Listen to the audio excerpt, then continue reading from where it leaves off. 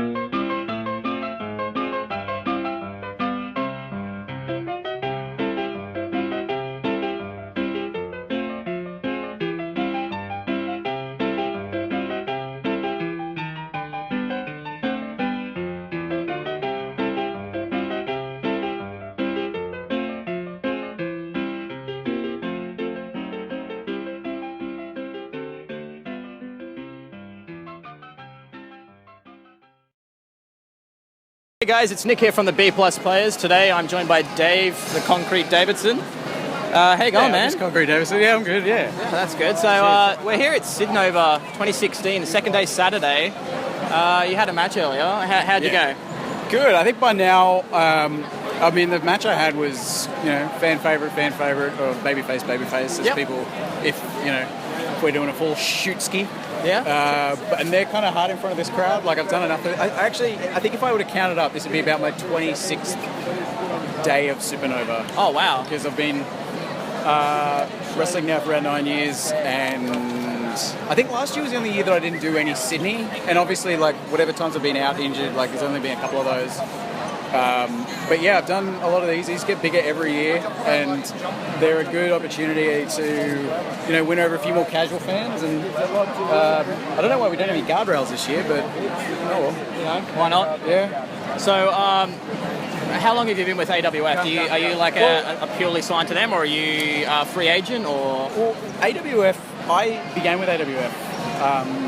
It was in about September of 2006 I started training with them. Okay. I sort of kept my eye on them because at the time they were the only company that you sort of, would Google Australian wrestling. I think to this day they're still probably the first Google search result. Yeah. So they had like a little video called, I think, I'm thinking Wrestling with Shadows, but I know that's the Bret Hart deal. No, it was called something else, and it was just to do with their school, and it put the school over, and there was also a wrestler on the website by the name of Billy Flyswat, who was from the Central Coast, which is where I'm from. So I was like, and I knew how far away Minto was because I think I'd been out to a party out there, and I was like, geez, it's like so long on a train. But if he's from Gosford, like, surely there's a bit of it was. That's okay if he's from Gosford, like, maybe I'll have someone to drive with, but it was also kind of, hey, Space Boy just rocked up. Space Boy just rocked up again for the second part of his interview, apparently. How about him yesterday? Oh, cool. All the boys coming in. So, yeah, I was like, but then also part of it was just sort of like, hey, this guy from the Central Coast. Let's start. I wanted to be the guy from the Central Coast, But then, like, long story short, he's like my best mate, and I was his best man and stuff, so. I like it. Friendships, yeah. But no, AWF was sort of, sorry to answer your question, I did digress, but to answer your question, AWF, not the place I only wrestle for. It was that way for the first few years. Yep. Because we did have a really good core group of guys back when it was in Minto and sort of based out of Campbelltown. We had a school there that had a lot of good guys like a Jack Bonser, Jay Law, Adam Hoffman, Mick Moretti. Geez, I'm trying to think. There's been so many more guys I'm skipping on now. Like your Harley Wonderland. Just trying to think, of people who are still going that started with AWF back then. But we all sort of were that one roster. And then like 2009, I think it was, a few more guys sort of decided they wanted to work elsewhere. And then in 2011, I think, I was like, well, if AWF's not doing Newcastle, there was a Newcastle promotion that I wanted to work for. Yeah. And I didn't see like a conflict there, and like Greg allowed it and stuff like that. So like I'll always have a spot in my heart for AWF because it's where I started. It's where but no, it's like there's other places I'll wrestle for. So like Newcastle Pro Wrestling, PWA, Rock and Roll Wrestling. I'm really excited with the strides they've made the last year or two. So, what would be your end state for yourself, where like you'd be at a point with your wrestling career where you'd be like, I'm stoked, this is where I want to be? Like, are you going after the championship? Are you going to try and maybe making the big leagues in America? Or like, what's your end state for this? Like, kind of dream? Yeah, it sort of changes all the time. Hey, like, I suppose at this stage, I'm like, so many people. Wrestling kind of almost sort of takes away from their day job or their 9 to 5, their Monday to Friday career and stuff. Yeah. For me, it was actually a big part in getting it because like it was from designing my own merchandise or like show posters and stuff that I took an interest in graphic design, and now I'm a full-time professional graphic designer day to day. Yeah. So I'm happy that I got that out of it, but I'm also like. For the longest time, like, actually, I'm kind of kicking myself for that I didn't go for stuff earlier. Yeah. Because, like, I'm trying to change stuff up now, but, like, from 2011, started doing my thing, like the old-time Carnival Strongman character, which people now see on television as Simon Gotch. Yeah. And, like, for the longest time, I held this real sort of hatred towards that because I knew what he looked like before I was doing my thing. Yeah. So like, I don't want to say he stole it, but we're calling him out. There's honestly enough evidence that I could point out that suggests that he did. So But, like, he's sitting there in his trailer watching like indie wrestling in Australia. He goes, I'm taking that gimmick, that's mine. and dude, they do though. Like Yeah. Shazza McKenzie was telling me about a conversation she had with him when she did NXT, and he knew TNT, and he knew Psychotic, and he knew guys from down here. That's So amazing. I was like, well, that just affirmed exactly what what I've been saying this whole time. Like, There we go. So we hear this is like an exclusive now. We've heard it here first. You're the original strongman. Dude, I'm the, like, people say to me now, like, oh, you could be a third vaudevillain. I'll be like, fuck that. I'm the first vaudevillain. I just didn't give myself that name. There you go. I've been doing this since 2011. You look at him in 2011, very different to how he was in 2012. But anyways, I don't want to get too caught on that because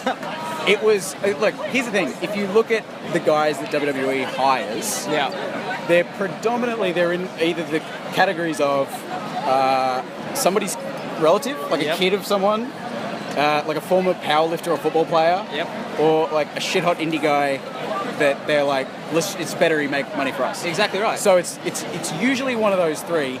I don't think he fits into any of them, and he's not that big. So when he started doing that, that just made me go, that's my spot.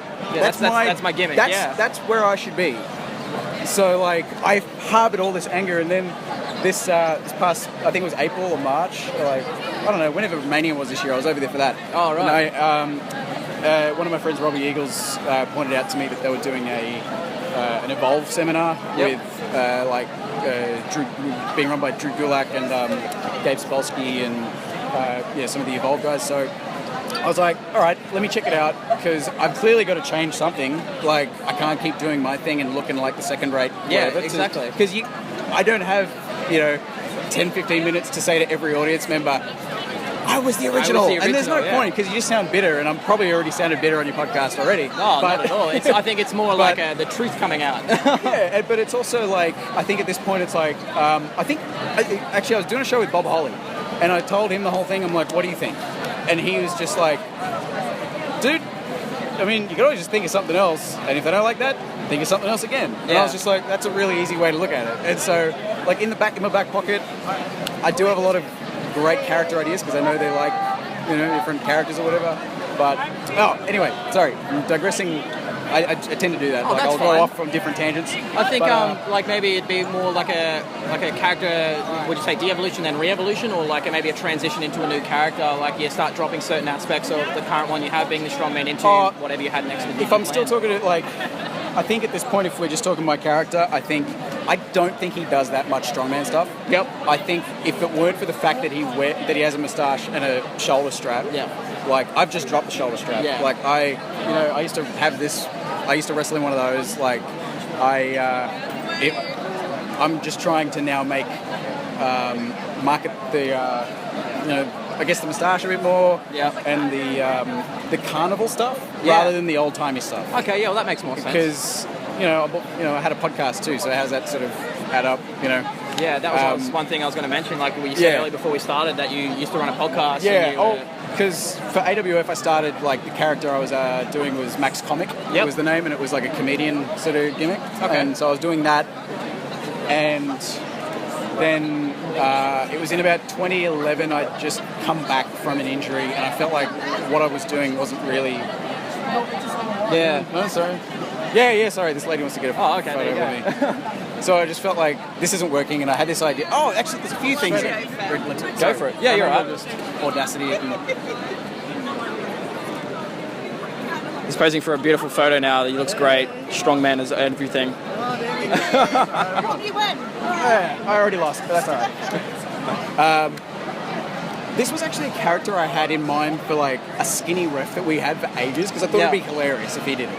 Like a delusional kind of like a guy like my size, almost going like I'm such a strong man kind of similar, yeah. And when I saw the character, if he was to go to a WWE or whatever, I saw it as like, I always put it as like, say, the Hurricane when he entered the Rumble that year and he grabbed Austin and Triple H by the throat and he thinks that he's really strong. Yeah. That was how I always saw it.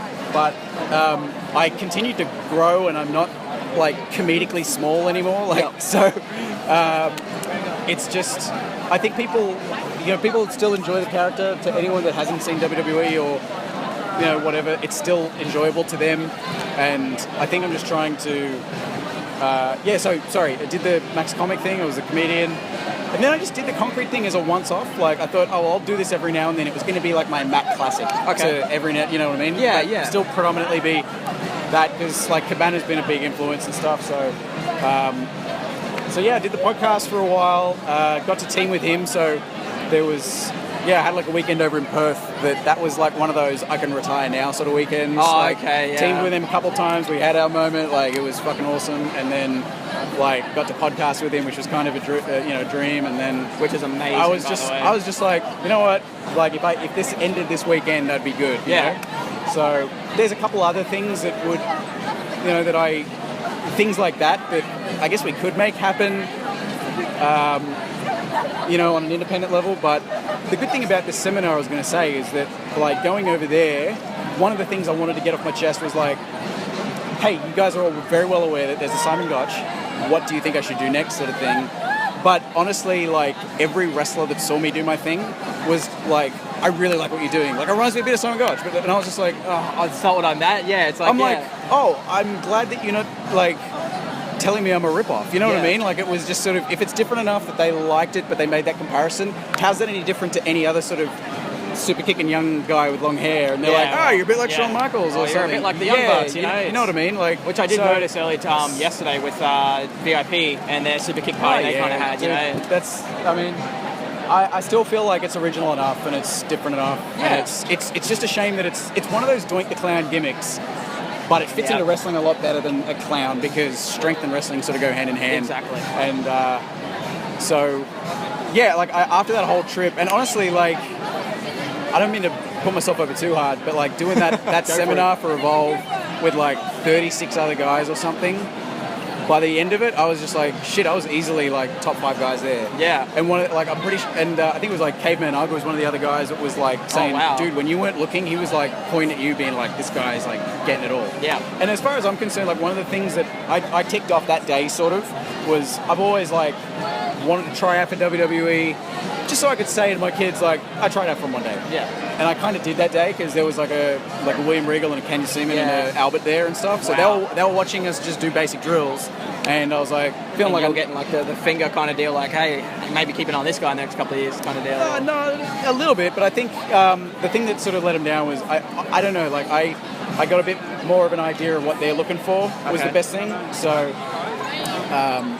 if I ever did sort of want to make something of it, I don't know, maybe I don't think I've thought of the thing that I'm like fuck yeah, I'm going to send him this. Yeah. And I think one little, like, tiny regret is when I just started doing the character to begin with.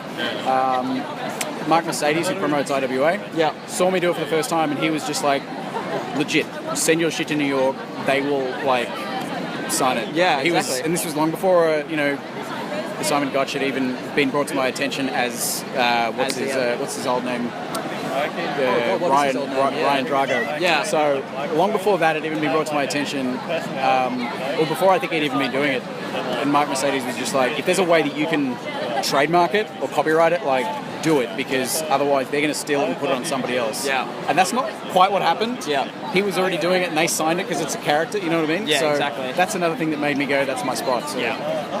I feel like I get really self-conscious about how much I talk about that, but it's just sort of... Well, that's the thing. Like, if it's something that, you feel has kind of almost halted your career slightly to a point, like... Not really, it's just sort of made me go... Or someone's living my dream. A little bit, yeah. It made me really bitter for ages. Like, I remember a couple of nights where I'm just like, fuck, I can't sleep. Why am I so mad about this? Yeah. Like, seriously, it was not healthy. Yeah. But after this trip I just did in Texas, and the feedback I was getting from people, I was just like, all right, like, I feel a lot better about my place in things, and I feel like certain things aren't unattainable, and I'm also just really excited about where Australian wrestling is now, especially compared to when I started in started being around it in 2006. Yeah. And started wrestling in 2007, like, it's honestly, like, the standard of everything is just... Like, every guy today, I'm pretty sure, maybe bar one or two, is wearing spandex. Yeah. Would you say? Everyone's looking great. But, like, when I started, there was maybe one guy on the whole roster that was wearing spandex. Yeah. And he'd be the guy people made fun of as well, Or it was like... No, we didn't make fun of it. It was like, wow, he's got the confidence to wear spandex, Yeah. And then he, this is J-Law, and then he was the first guy out of our whole group to sort of wear, like, trunks. Yeah. And we were all just like, shit, that's like... He's getting in, yeah. It's being in your undies in front of a lot of people. Like, I'm doing it right now in front of a lot of people, like, because I'm used to it, but yeah, I think it's just... that's just gear. Like, the standard of the actual wrestling and the way that shows are produced and put together and the promotion, like, it's all just...